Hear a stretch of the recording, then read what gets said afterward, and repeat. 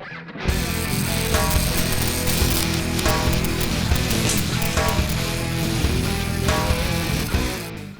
guys, Jeff here again with ProfitDig. Hey, I was going to talk to you a minute about when you're preparing your bids and stuff and actually get a job awarded. I'm sure most of you, like myself, whenever you're bidding a project, you put in a certain amount for fuel, you put in a certain amount for this, that, and whatever. One thing to always keep in mind, like whenever you do your billing and you get your resources in, allocate that money, to go from one to the other. Like, if it's trucking, if you've got your own trucks or whatever you got to do, make sure that money goes towards the trucking budget. If you've got equipment budget, make sure whenever you bill for that month, when you take your money out, make sure that those resources go for your trucking portion of that project, or your equipment of that project.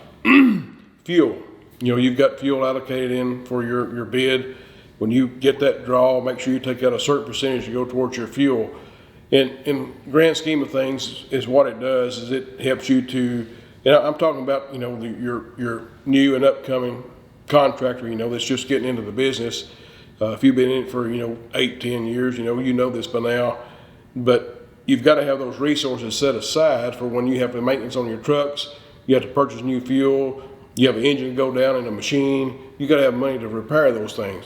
So if you take that money and put it aside into each individual category, then when time comes that you need that money, it's already allocated. You got general funds, payroll, anything left over after you take out your portion for those sections that you have bid, then that goes into your general funds that you can use or put aside or whatever you need to do with that. But just make sure that you're not having to go get lines of credit or borrow money from the bank to do maintenance and stuff on your equipment, when you should be able to take your money out of your monthly income and put aside as you had it designated in your bid. Just a little tip, hope it helps. Thank you.